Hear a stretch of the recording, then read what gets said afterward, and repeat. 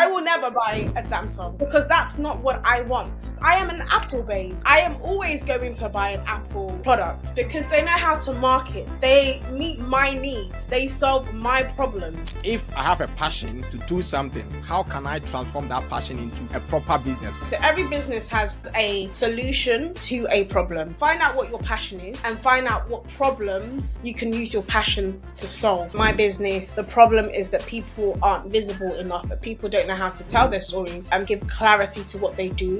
Having an idea is not good enough to run a business. So having an idea is just not good enough to run a business. Not everybody is going to be your customer. Not everybody is going to buy into your product.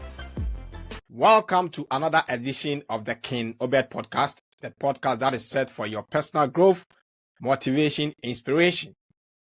And in today's episode, are you building a business or are you into a business already? How are you branding yourself? What is the strategy for marketing your business? With me is a guest who has been in this space for close to a decade, and she has been helping people, clients, to shape their business, to build visibility, and also advertise, market themselves in the space of business, branding, and everything. Welcome to the King OBED podcast, Crystal. Hi, thanks for having me. Great. How is Clear Narrative Media? How is it going about? How is it doing? We're good. We're just about to launch a new initiative, so we're good right now. And we're just growing and thriving. Yeah. Oh, great. So you have a business running. You're also training people as well, helping clients to build their visibility. How did you get here? What ideas did you get to be able to transform your ideas into a business now, which is running effectively for you? So I've been on this podcast before and I was talking about gifts and talents. And for me, it's always identifying what you are called to do and what your gift and your talent is. As I say to everybody was born with a gift and a talent. Nobody was born empty, right? Even though we came naked, we're not born empty. So you have something within you. You have a passion, a problem, a thrive based on your experience. And for me, it was an accumulation of several things. So first and foremost, I've been writing since I was the age of probably like 5 or 6. So I started off writing like poems, stories, fairy tale. I was that kind of girl, you know. I love Disney. I love the whole Cinderella type of things. And I love kind of visualizing things in my head.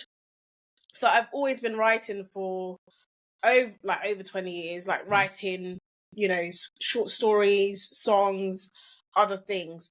And my other thing is that I love to help people.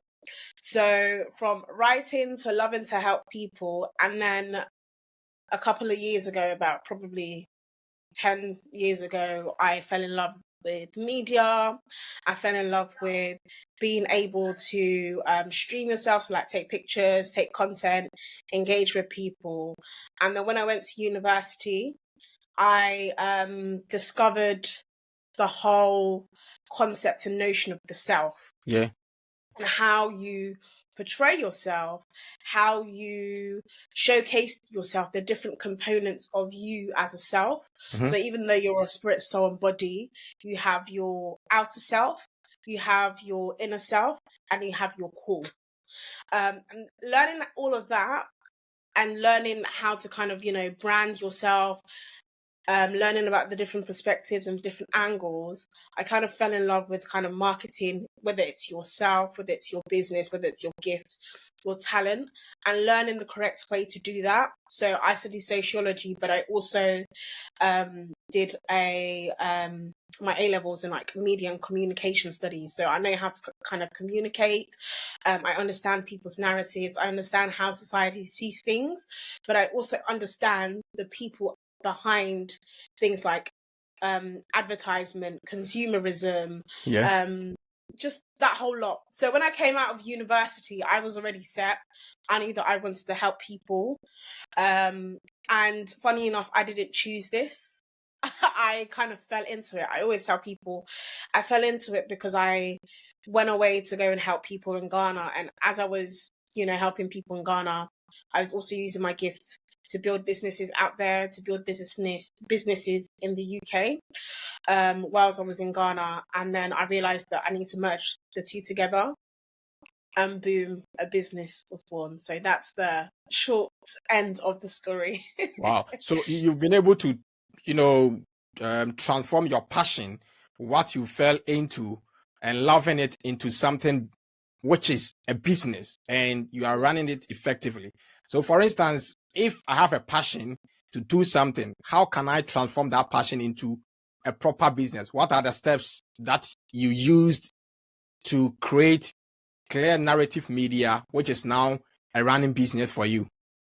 Okay, so every business has a core thing that it does is that it has a problem. So it has a solution to a problem. Yeah. So for example, with my business, the problem is that people aren't visible enough, that people don't know how to tell their stories enough, and people don't know how to give clarity to what they do. Yeah. And we're the bridge between confusion and clarity, and making sure that people are able to communicate effectively.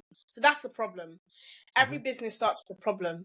The reason why you have headphones on right now is because you want to be able to hear better. Your problem is that you're not able to hear clearly if you don't have them on. That's a problem. And somebody came up with a solution. So every business is a solution to a problem that they are solving. So find out what your passion is and find out what problems you can use your passion to solve. Right? That's the first step. Once you've solved it, once you've come up with some sort of solution that you want to solve, you now need to understand, okay, what is the business model do I want to, like, what business model is it? Is it a product business? Is it an e-commerce? Is it a service-based business? Is it, a referral? Like, what is the business? What is the business going to do? What are the components of the business? Once you've sorted that out and you have a clear idea what the component of the business is, then you need to figure out what is the mission of the business? What is the vision of the business? What are its core values, right? What are its ethos? Simply because if I want to understand your business, I want to be able to tap into it. And if I don't understand your vision or your mission, I may not necessarily be able to connect with you. Okay. And that also allows you as the business owner to see where you're going. A lot of the times when I speak to people who have business ideas, or people who have started businesses, or people who are about to start business, they don't have that set in place. And I think that's really important. You must identify exactly what it is that you're trying to do. What is your mission? What is your vision? What is your 5-year plan? What is your 1-year plan? What do you hope for the business to do in the long time? Because you've got to understand that when you're building a business, it's a separate entity from yourself. You are not that business. So you have to give the business characteristics. And a lot of people don't give their business characteristics. And because they're unable to give their business characteristics, it ends up failing.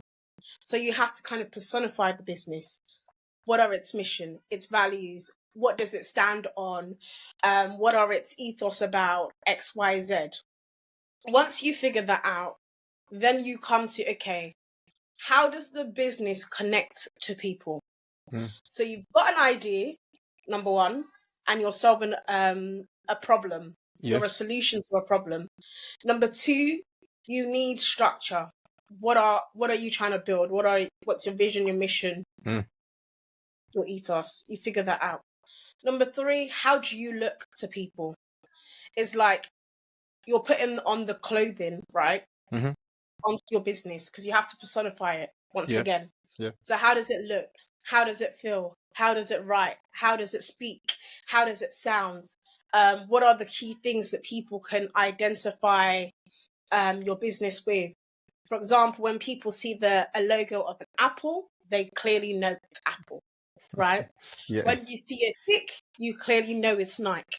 When you see the 3 stripes, you clearly know it's Adidas. Adidas, yeah. Because you've given it clothes, an identity that people can associate the business with, right?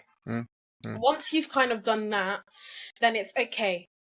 I've got the solution to the problem. I've got the characteristics and the pillars set out. Yeah. I've got the clothing of the business. Now, how do I connect it? And a lot of times when I see people, they think about the idea and then they think about how to connect it. They miss certain steps. So how you connect it is through obviously marketing and advertisement, right? Yeah. So who are you talking to? Who is the business for first and foremost, right? Who are you talking to? Who's going to buy into the business? Where are they? What do they look like? How are they going to incorporate your business into their daily activities? Yes. How are you going to make money? Right?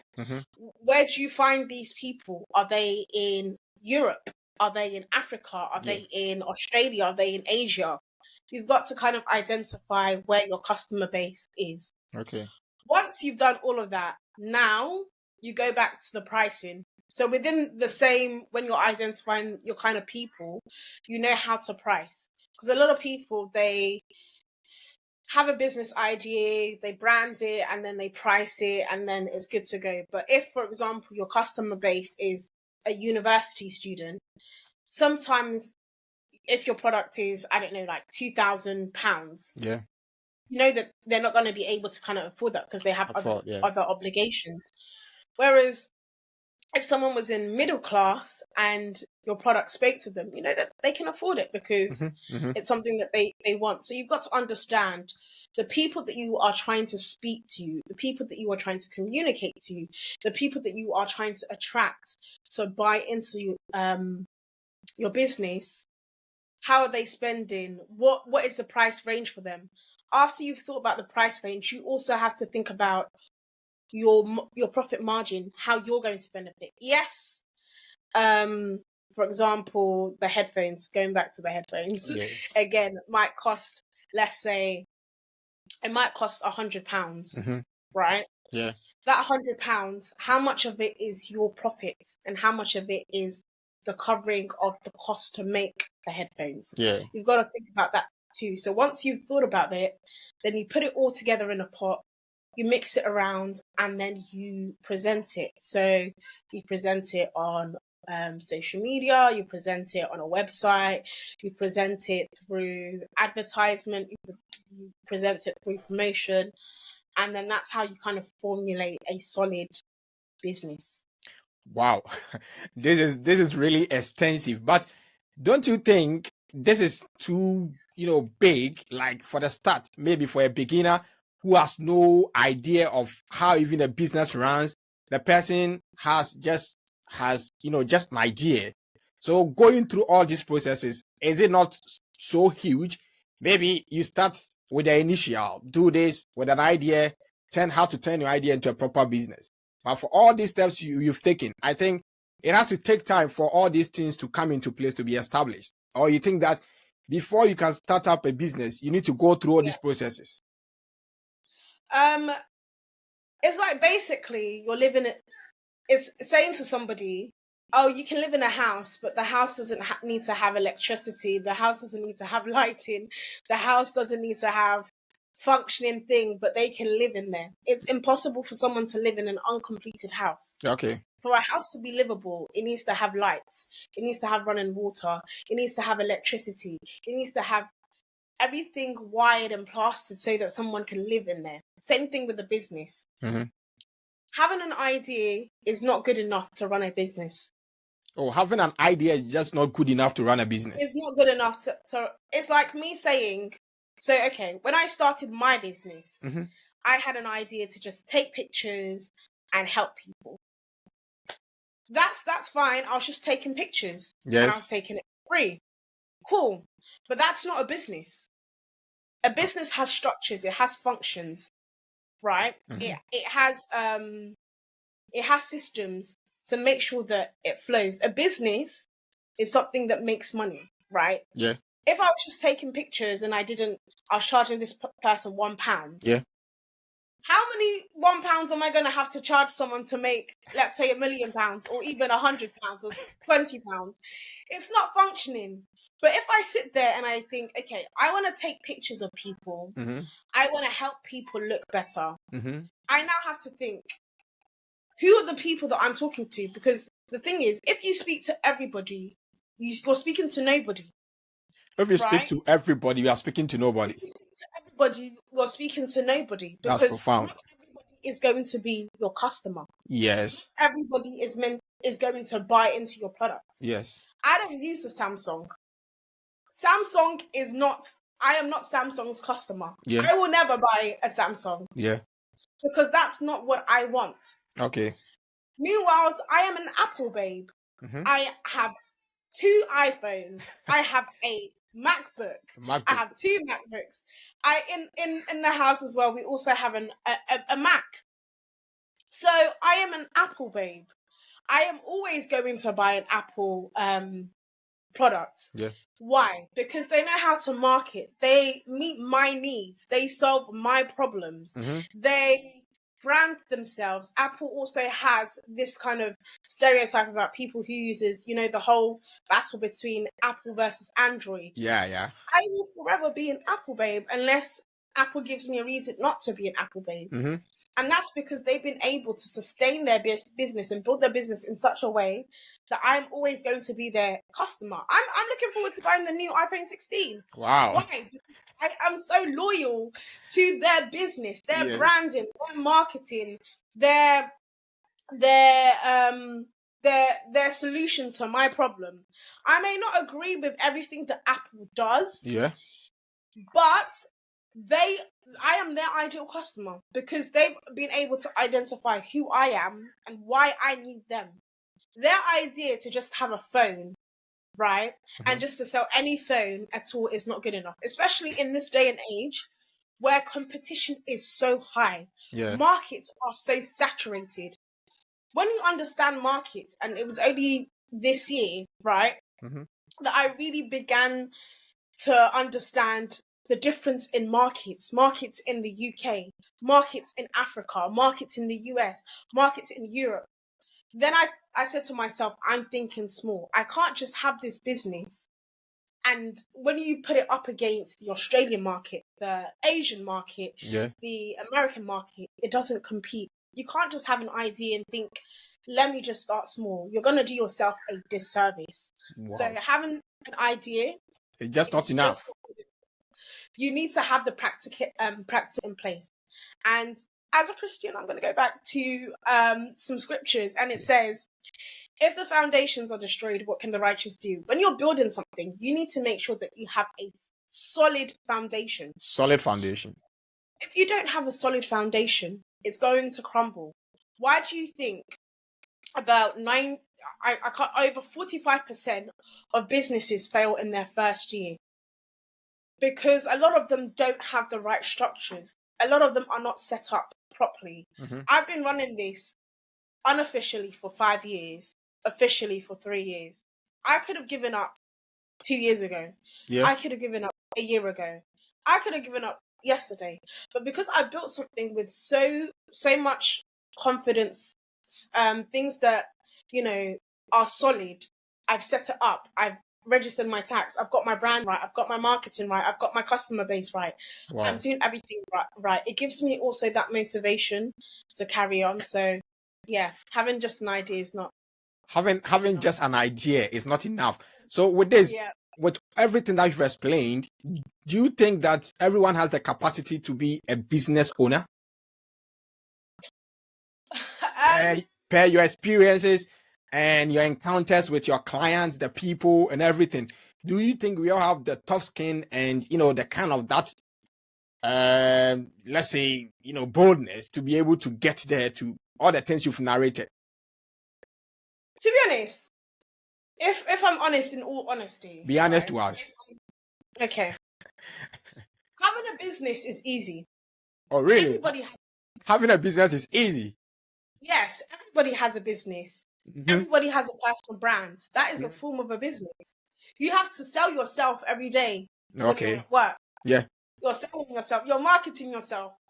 every single day.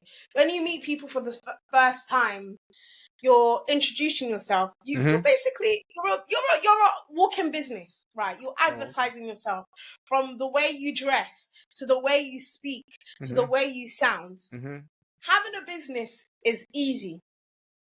Saying, "Oh, I run this business. I have this. I have that," is very easy. But the real pain is maintaining a business. So everybody. The real pain is how to maintain the business. Yes. Everybody can have a business, but not everybody can maintain a business. Wow. Everyone can have a business, but not everyone can maintain it. And that's the real honesty. So when you say that, can everybody just run a business? Yes, because they do it every single day without realizing, from, like I said, because of how they walk, they introduce themselves, how they live. You are a walking business. But to have an actual business, a functioning business where you're paying people, where you're constantly advertising, where you're constantly marketing yourself, where you're constantly pivoting, you're evolving, you're, building, you're growing, it's very hard. To be an actual entrepreneur or a business owner, you need to have tenacity. You need to have boldness. You need to be able to say, okay, this went left. Because it went left, we can turn it around, pivot it, go up and down and make it right. Yeah. Being a business owner, you have to be able to work under pressure. You have to be able to sometimes endure bad times. You have to be able to also maintain the good times. And you also have to have a vision, the end goal. You have to see the end goal all the time. Because if you can't see the end, you will give up.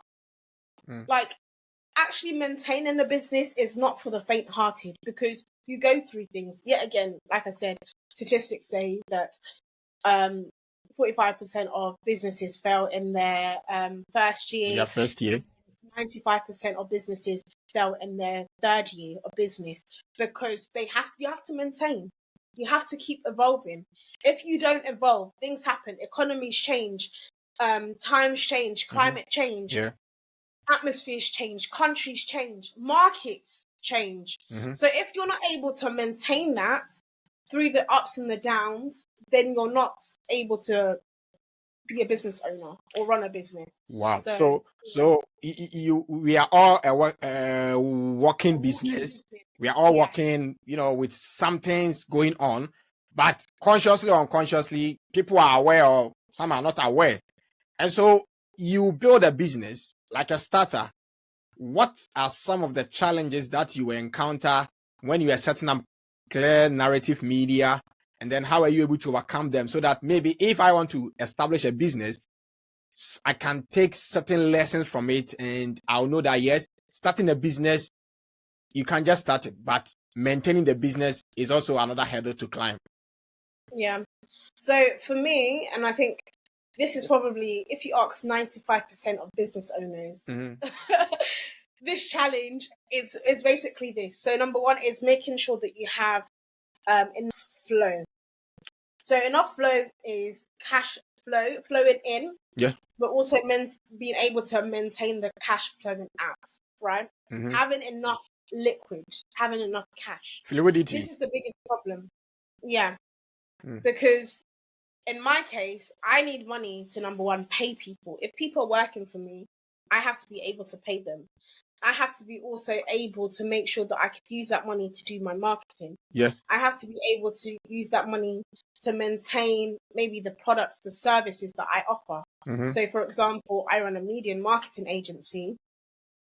Majority of my money goes to equipment, goes to making sure that if a camera breaks right now, God forbid, I have to be able to replace the camera. Because that camera brings me in money, right? So if there's something with a certain equipment, I have to be able to pay that out. So the issue is always money. Money to sustain, money to keep afloat, money to pay, money to grow, and that's why you always see top businesses always raising money. They're always looking for investors to invest, to raise money. Because money is literally, someone says that money is the blood that runs within the business. Money is like blood. It runs within the business. Without blood, you're dead, right? Yeah, so that's one of the challenges. Another one, I think my challenge has been, for me personally, is pricing. And I think as I've evolved with a bit more maturity and understanding. Yeah. So when I started my business initially, I wanted to be an affordable business because I wanted to help people. And I knew that the kind of people that I was attracting weren't going to pay me a certain amount. So I set my prices low. But like I said, the flavor, the aim of the game in business is to maintain business. So I set my prices low, thinking, oh, it's great, I can get in more people buy. But no, boy, was I wrong, because the lower you set your prices, yet again, the less margin you have, the less profit you have. Yes. But even the more problems you face. Affordability. That's one thing I've noticed, that usually when you charge people less for a service, they complain more. But when you charge people, I've charged people like 2,000 plus for a shoot. Oh, really? Oh, yes, yeah. Wow. 2,000 plus for a shoot. Wow. And they have complained less. They have been even more polite. They've also been more organized than if I was to tell someone a shoot was 500. Yes. They'd be like, oh, and I want this, and that, and this, and I'm using my money. Because people who spend a lot understand the value of money. They understand the stresses that come with money. They understand the service that you need to put into to obviously pay at that level. Whereas people who don't necessarily might value it more, but in a different way, they understand the stresses and therefore might demand more. So I think that was initially one of my biggest problems, and it wasn't until this year when I literally had to pivot 360 that I realized that at the end of the day, and this is a tip for anyone, whether you're in business or not, whether you're a freelancer, a contractor, a creative, whoever and whatever you are, this is the lesson to have. Set your price and stick to it. Set your price and stick to it. Set your price and stick to it. The people who are meant to be for you will come for you. Will always buy at that price. Yes, they will always buy at the price. So if someone said to you that your price is too high, you're too expensive, they are not your customer, because your customer understands the value that you bring and the price that you have set. So if my price is, let's say, £2,000 for a specific service, and someone tells me, oh, £2,000 is so high. So high. Literally 5 years ago, I'd be like, okay, I can bargain it down to like 1,000 or even 700. Because I didn't understand my value. But right now, if I tell you my price is at 2,000, my price is 2,000. Why? Because I know what I need to do in the back end to make sure that you get the 2,000 service. Okay. I know what I'm bringing to you. I know the outcome you're going to have, and I want you to feel that. So if I tell you it's 2,000 and you tell me it's too high, then bye-bye. You are not my customer. But I have people who will even tell me 2,000 is too low. It's too low. It's too low. So it is what it is. And this is the advice I'm going to give. Wow. If you have a price, set the price and stay at that price. Okay. You always pull people, you always attract people who see that value. And it is also a testament to how you see your service or you see your business. Yeah. Because I thought by pricing low, people would see that I'm giving a lot of value. A lot of value, yeah. But at a very low price. Nope. It doesn't work that way. It doesn't work that way. Okay. It's like basically telling someone that a Louis Vuitton bag costs £30. They know how they know the value of Louis Vuitton, or they know the value of Gucci. Yes. So you giving it at £30, they either think that you're ripping them off, or that it's too good to be true. Or it's a scam or something. Oh, it is a scam, exactly. Yeah. If you think that the quality that you are bringing is the quality of Louis Vuitton, Gucci, Hermes, Apple, whatever, set that price and stay at that price, because someone will always buy at that price. We have over 8 billion people in this world, right? You will find someone to purchase your service. You will find someone to buy into your business. So don't let that shape you. And I think the third thing that I want to say from everything that I've learned in the last 5 years of running a proper business is that make sure you have the right people on your team, right? Make sure you have the right people on your team. On your team, yeah. So when obviously you start a business, you start it out as yourself, but as you grow, you mature, you develop, you need people to help to support that vision, right? Yeah. Make sure you have the right people. Don't be swayed by emotions. A lot of the times you see people and you see, oh, okay, you look really good on paper, you but it's not until they come and do the work that you realize, okay, this person is not really it. Or sometimes people are just coming just for the money, right? There's nothing wrong with working for money, but you also want people on your team who care about the vision and the mission of the business. So having the right people means people who, number one, care about the business, number two, people who value their work, right? And number three, people who know that they have something to offer and you also have something to offer them. Right. So like more or less like a give and take, vice versa. You provide something, the person, in return of something. People don't go to work for free, right? We go to work so that we can get money. And that's the basic minimum. Okay, we're just there to work. But when you're actually running, especially when you're running the type of business that I'm running a very purpose-led, purpose-driven, emotive business, right? I can't afford to have the wrong people on my team. Simply because one block will make the whole house come crumbling down. So I want to have the right people in the right places. So when you start to invest and grow in your team, have people that actually believe in what you're doing, especially when you're starting out small. Do you know, like, nothing grows a business quicker and faster than having people who actually buy into your vision. They believe in exactly what you are doing. They want to invest in what you are doing. That skyrockets a business quicker than ever. Why? Because one hand can only build a certain amount, but when there's 2, 3, 4 of you all building together, it brings speed, it brings unity, it brings prosperity, it brings addition, it brings increase, because you're all in alignment. So number 3 is making sure that you have the right people on your team. People who are not just there for your money, but they're actually there to buy into the vision. Yeah. Wow. People who are not just actually there, but they are into your vision. They know the direction of the company. They know the direction of the business that you've set up.